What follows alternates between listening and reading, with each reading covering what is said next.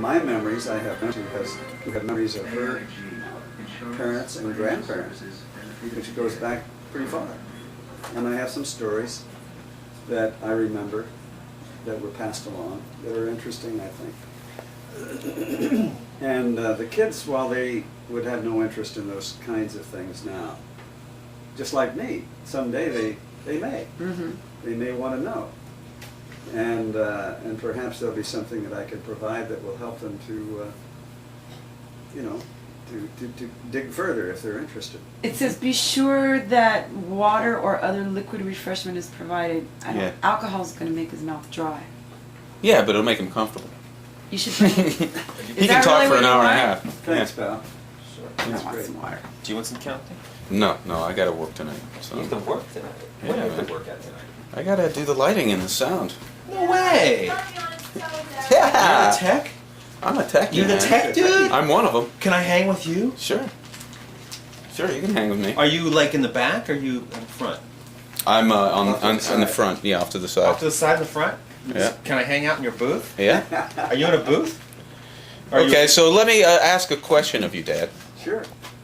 And that is that how far back can you remember your family's history?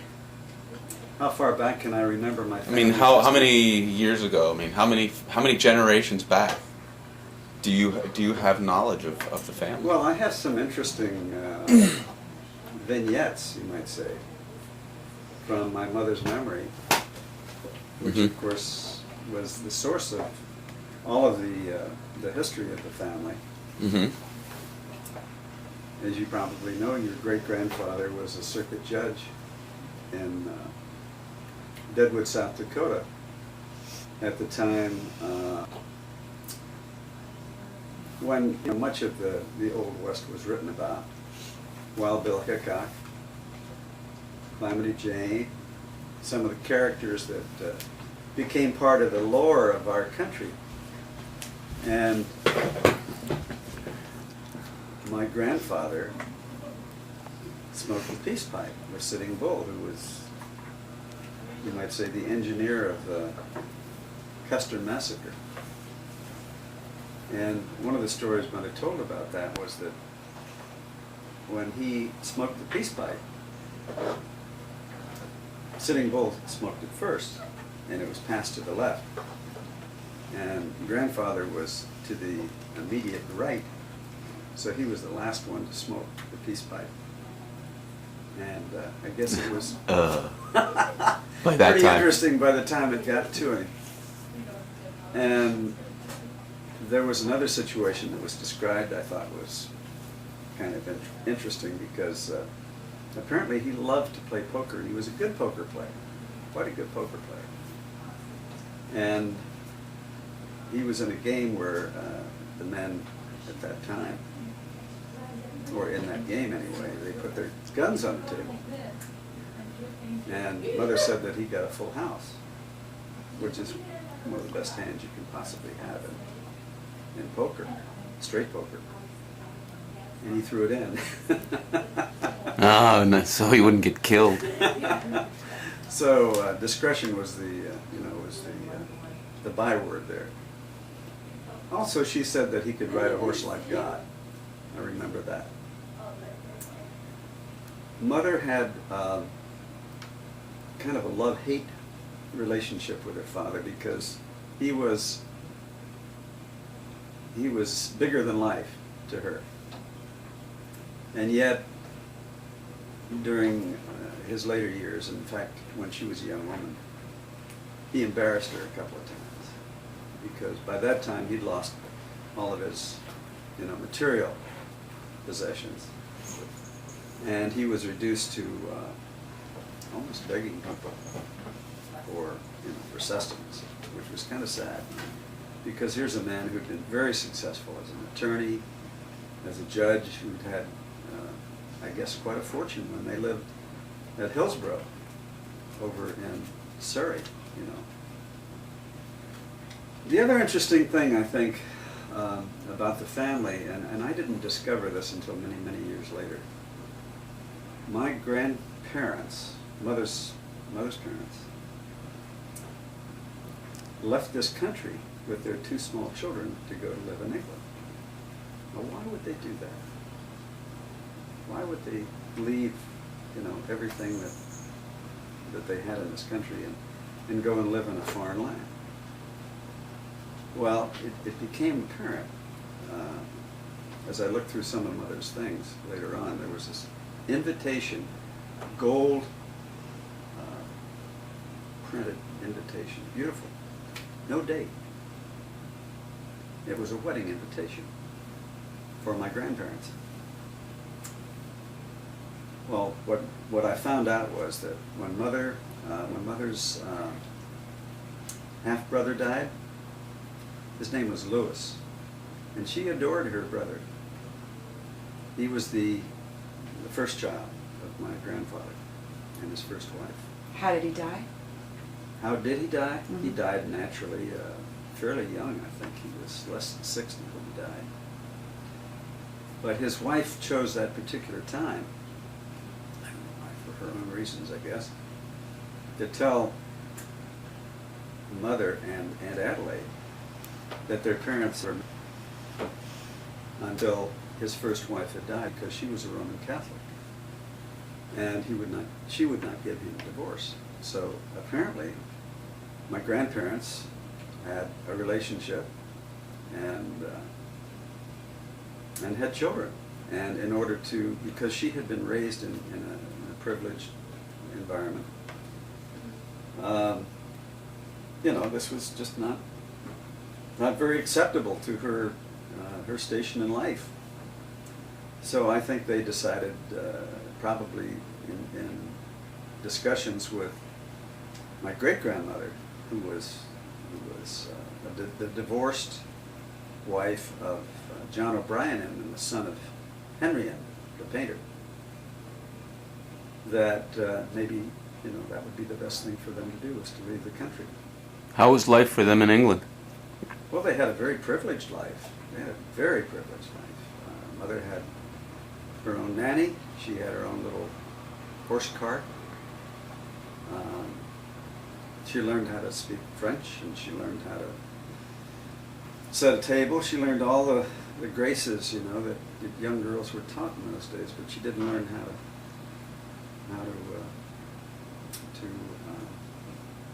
do any kind of math. She wasn't expected to learn any of that sort of thing. So she came back to this country when she was, something like 11 or 12, and had to start, right from scratch. And she never really caught up on her math.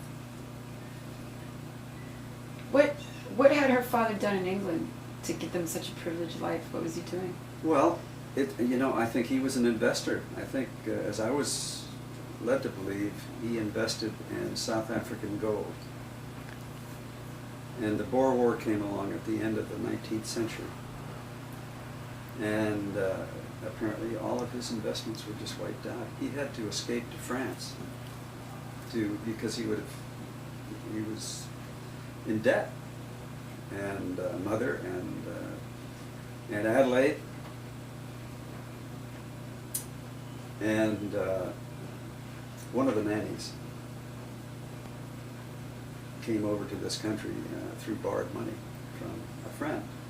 That's how they got back, and then my grandfather came back later. And I guess at various times he was successful again as an attorney, but he developed a pretty autocratic kind of attitude, I suppose, about life. So he was either up or he was down. And later on, of course, he was mostly down. I thought that he Widen out a little bit, John. wasn't he. Change the frame up just a touch. Wasn't he a gambler? Didn't he gamble some of their money? No. No, I never had the impression that, that he had any vices that were especially, debilitating or harmful. I certainly never got the impression that he drank heavily or even gambled that much, except that he was an adventurer Right. in his life. He had schemes that he was. Yes, he was. he had a lot of ideas. In fact, some of his ideas were, way before their time. He had the idea about setting up gasoline stations all the way across the country. He thought that was something that was inevitable would happen. How did they get gasoline before gasoline stations? How did cars fill up without gasoline stations? Good question. I wasn't there. Go to the store, I guess. I don't know. I guess, I guess you just, you probably had certain places that you could go to, but certainly you didn't have the number that we Convenience. had. But didn't he? So he had some schemes for ideas He had a that lot of that schemes. didn't always work out well, Exactly. right? Exactly, and so I think what happened with Mother is that very late in life, and in fact a lot of it I give credit to Marilyn, because they talked a lot about her parents, and she always referred to my grandmother as poor mother, and because she was a genteel lady who lived in what Mother referred to as genteel poverty most of her adult life. And Mother always felt sad about that for her. And I think through discussion with Marilyn and with myself, she came to realize that my grandmother made some choices, just as my grandfather made some choices. And that, it wasn't really about his taking advantage of her or she being a victim, that she had some choices that she could have made that were different, or could have been different. And so I think she gained a lot more perspective on her parents. And then I think really forgave her father for his transgressions, whatever they were, real or imagined. When She did forgave he- him for that. When did he die? He died in 1926. In fact, they both died. Both my grandparents, Mother's parents, died in 1926. And I was born the next year, so I never knew either one of them. And there's always been a kind of sadness in my life that I never knew either of my grandparents on either side. Mm-hmm. I never knew my father's parents. They were both dead before I was born. Which isn't surprising because my father's elder sister, who was the only other member of the family on his side that had children, her children were born in the early part of the century. I think the oldest one was like 12 or 13 years older than Bill, my brother, who was born in 1921. So I never knew any of them. I never knew any of the family. I never knew any of my first cousins. Did you know anybody from your dad's family? Tighten your frame rate up a little bit. I only met my Uncle Ferd, who was quite the bon vivant. He was, he had his own brokerage on Wall Street. It was called Didrichsen and Company. And I'm not sure whether that was a vestige of his father's firm or a new firm. It seems that it was a new firm that was started, I think in 1925 or 26, something like that. And Uncle Charlie, who was the other surviving brother of my father's, they were both in that firm. But Ferd was definitely the guy that was a mover and shaker, and he was married 3 times. First time to a very lovely, lovely woman. I have the photograph. And she was a debutante. And he began to have a relationship with a chorus girl. and she committed suicide. It was quite a big deal at that time. And he ended up marrying the chorus girl and being, I guess, cause and effect. Had a very unhappy marriage. And then later in life, he married the woman that we all went to see when you were quite young, Aunt Margaret. I sort of remember that trip. That was in Riverdale. Or where was that? It was in New York City. She had a very nice apartment. We all went up there to visit with her, and she ordered all this stuff from delicatessen so that we could have a nice visit. She got herself all gussied up, and she sat there and held court. She was a wonderful, wonderful Tallulah Bankhead kind of woman. And Di, she'd been to finishing schools, and she had quite a bit of money. But she was absolutely authentic. You know, she really was an authentic person. So she sat there with her cigarette and her drink, and in the background was the oxygen tank that she had. But she was like 86 or 87 years old. And she just had a lot of style. She was just a neat lady. I wish that, in retrospect, I wish that I had said, you know, I would really like to know more about my father's family. And do you have any memorabilia from, you know, from Uncle Ferd? Because by that time he had passed, of course. And I never thought to ask. I was probably, well, let's see, you must have been about maybe 7 or 8 or 10, maybe you were 10, and Susan was... Yeah, I had to be old enough because I remember it. 8, perhaps. So, I probably was less than 40 at the time, and I just, you know, I didn't think about things like that. It just didn't occur to me. So Ferd was your brother's, your My dad's father's Could brother. I just Brother. maybe pause for a second? It's 5:15. I don't know. The Smith said she had to leave at 5.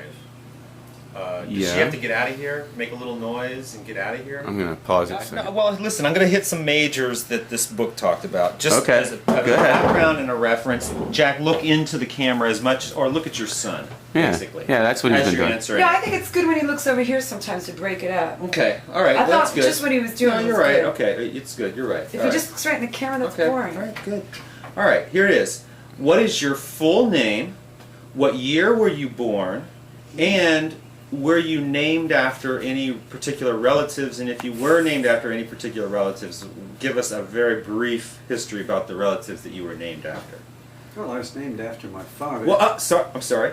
What's your full name, the year you were born, and where you were born? But wait, don't even start now because are you recording this? Yeah, it's okay. Go ahead. Well, While he's editing. that's not good. My name is John Benzan Didrichsen, and I was named after my father, who was called Jack, known as Jack. He has to wear his sneakers. And after he was killed, then I became Jack. And John, of course, is named after me. So he's the third one in line. And then Wesley is Wesley John, so in a way he's like the 4th. Okay. Born in 1927, December 29th. Same year that Lindy flew the Atlantic. Same year that they started the Academy Awards. So Is that special? Why do you mention the Academy Awards? What's special about them? I guess the only reason that it's special is that I've always been interested in movies and film. I've always had a fascination for film. So I thought it was kind of interesting that we both started at the same time. What's your favorite movie? What's my favorite movie? I used to say my favorite movie was the one with Laurence Olivier and Wuthering Heights. I used to say that was Wuthering Heights. And then when I married Marilyn, I found out that her first husband, whose name also was Jack, was Heathcliff. And so that kind of changed my perspective about Wuthering Heights. But I've always What was it about loved Wuthering that Heights movie. that you identified with? I think it was the mystical quality, the ethereal quality of the moors, and the spiritual nature of the otherworldly contact between, Heathcliff and Kathy. But Heathcliff would have been different with Kathy. So Jack was the Heathcliff post because he couldn't have Kathy. So Yeah, I think- Jack Gerard was more like Heathcliff was after Kathy. Or when he Yeah. couldn't have Kathy. I'm sorry, when I the cameras suppose. are on you, dear. It really, it wasn't so much, it wasn't so much that, I think, as the fact that he was such a You're dark, clarifying, okay. he was such a dark figure of a man. He was a very, very tall, very handsome man, and very moody, and very emotionally unavailable. And that movie always really made Marilyn feel depressed. So I guess I kind of got a different look at it. But movies, I love The Wizard of Oz. I still do. I still love that movie. There's something about it that's wonderful. I can pick out individual movies like The Way We Were with Robert Redford and Barbra Streisand. The two opposites, and the energy that they created in that film, the way they recreated a whole era. What was your very first movie you ever saw, and where did you see it? Oh my heavens.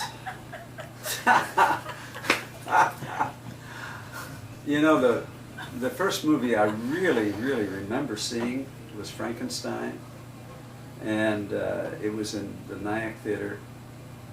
How old were you? Oh gosh, I probably was. I'm sure I saw a movie before then, but I was probably around 8 or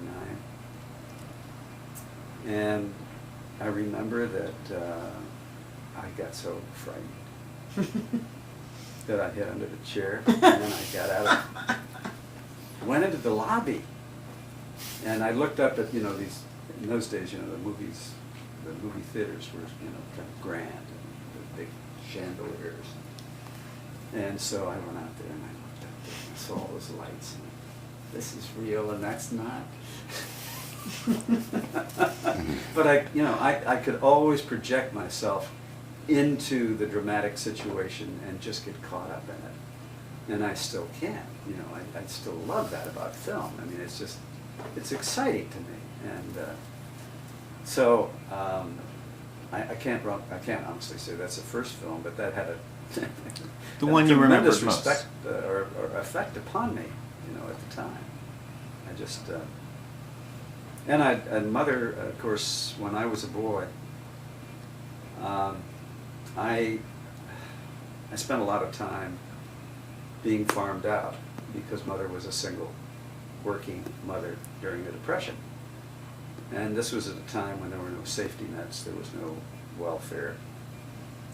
And so it was very difficult. It was a very difficult time. And so at one stage of my Well, life, just to back up a little bit. When you Sure. say farmed out, just for people who may not understand what that means, like some kid or something might be watching this. What do you Well, mean by farmed out? I was placed with friends or people that would look after me while Mother worked in New York City. Doing what? And what were her jobs? She was a secretary. And she didn't want to take me with her to New York City because she felt that I would be better off going to school with kids I knew and whose parents she knew. So I think she was choosing to do the right thing by me.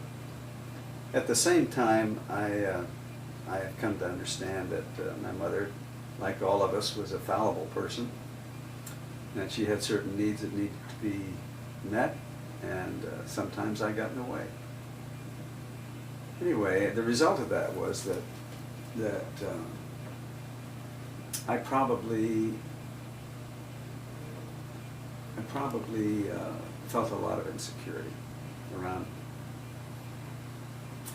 abandonment issues. And at one stage, when I was staying with someone I called my Aunt Ruth, who really was not an aunt, but a very good friend of Mother's, in Norrishan, which is just down the road here. Here being And here being in near Suffern, New York. Mother would come up on Saturday mornings. Every Saturday morning she'd come up in this old Pontiac with a rumble seat. So she was living in New York City? She was living in New York City. In an apartment? Or with friends? I'm not sure. I think she lived in an apartment. Wouldn't that be an extra expense? You know, I never thought too much about that, honey, except I know she lived in the city, and that she would come up every Saturday morning and she would pick me up, and I would wait on the porch for her to pick me up. And then we would drive over to Miller's Dairy Bar, which is over here in West Nyack, and it was probably the first or one of the first drive-ins at that time. I'd have 2 hamburgers and a milkshake, and it was, you know, it was my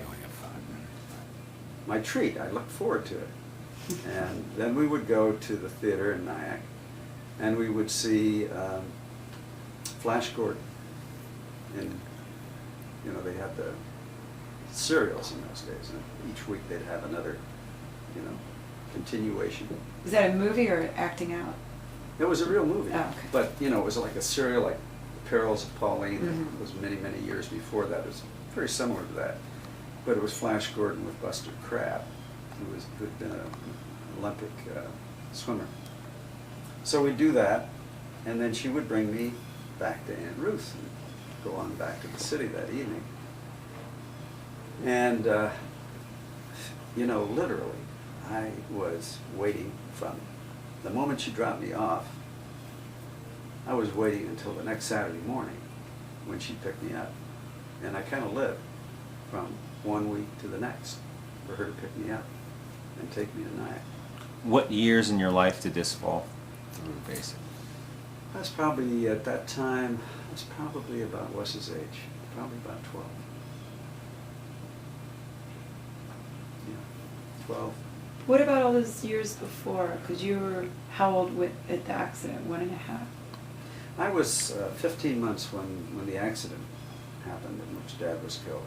Yeah. Would you like to explain the accident? Yeah. The accident happened in April of 1929. In fact, it happened, I think, right after my dad's 35th birthday.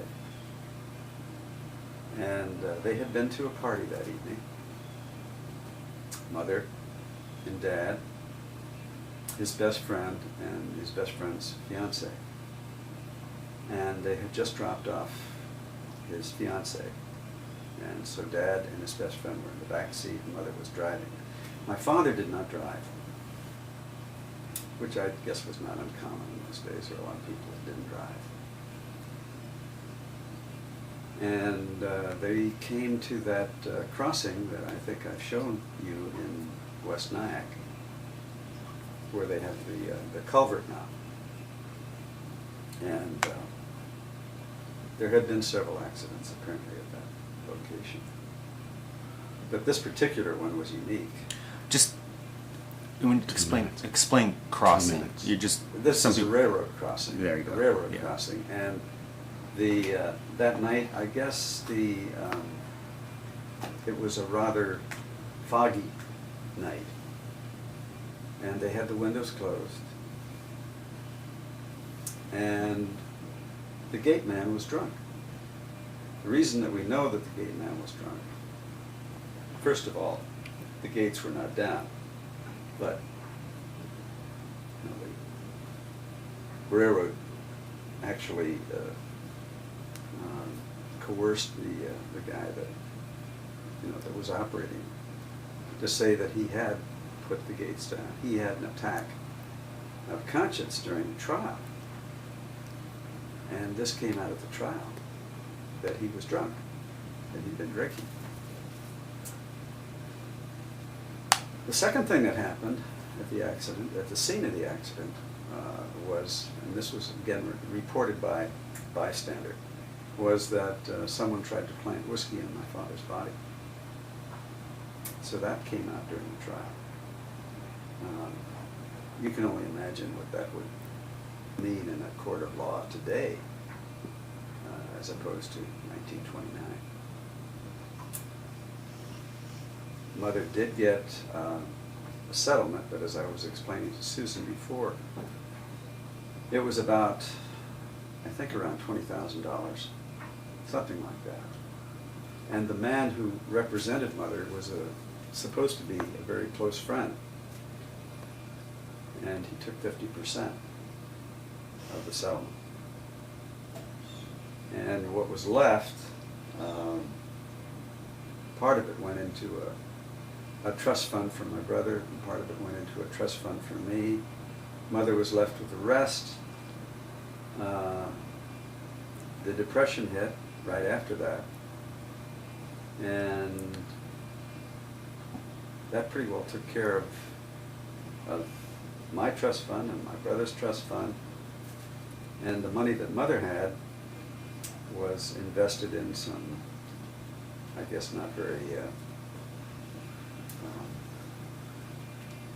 wise scheme that her second husband came up with. Harry Frost was his name. That's an interesting story, because the only time I can remember picture Harry was Frost taken at Susie and Rick Deluski's wedding about, I think about 14, well, let me think. It has to be 12 years ago, because Susie and Rick Deluski are who? Susie and Rick Deluski, and it was taken in up in upstate New York.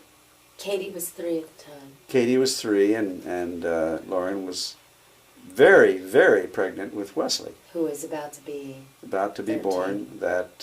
So it's 10 years ago. Because he's about to be 13, so it's 10 So years it's ago. 12. It's 12 13 years ago. years ago. Oh, He was about to be 13. born. Oh, you're right. Oh, no, you're right. It was 12 years ago. This is at the same wedding, picture of Barbara and myself. I love the, the lighting, and I love the look on Barbara's face, and we're both very happy. All right, this was taken of Mother, Elizabeth, in when we lived in South Farm Crest in Cincinnati, right in front of the fireplace. And it was really just before Mother really began to start to have severe problems with her osteoarthritis. This is the family together. Must have been right after John and Lauren moved into the new house in Suffern. And quite honestly, I don't remember exactly what the occasion was, but we are sure a happy bunch. It was when everybody was here for the wedding for Rick. Everybody met here first. You and Elizabeth came here for Rick and Susie's wedding, and then we went up there. And Oh, we for came Rick back and here. for Rick and Susie's wedding? Right. Yeah. Oh, it was. Yeah, this is that same, because I was still... The same time. This is July, that July. That same- July. Yep, Oh, same goodness time. gracious. Well, Yeah. I didn't remember that. Yeah. Good hair. Yeah. Yeah, because Katie is Uh-huh. 3 years old. Mm-hmm. Yeah. Look at Eric. Look at Susan. Yeah. Ah. Oh, whoa. Okay. This was taken at Debbie Swift's wedding, Jenny's daughter's wedding in Niagara, or not Niagara, but in Buffalo, actually, in Buffalo, New York. In 1983, I think. I believe it was 1983. And I was not nearly so happy as I look. Why? It was a difficult time. This is 82. 82. Okay, that's right. You're right. It was 82. The difficulty that I was having was that I expected to be the father of the bride, and Ben had some problems with that. And as it turned out, I guess the girls did too. So we were just guests, even though I had. Go ahead. That was a tough time. This is probably my favorite picture of Katie when she was a little girl. There's so much wonder in her face, you know, and so much expectation of joy. I just love the look on her face there, with your two little ones. They were just, you know, you're obviously in love with each other and with your children, and I think it shows very, very, very clearly. He's so small. And I hope so. Yeah, I would like to. This was a picture that was taken in 1983, which is the year that I retired from Procter & Gamble. I was 55 in a few months, and I'm coming into the finish line, and I am not full of energy. I am a very tired guy. You look great.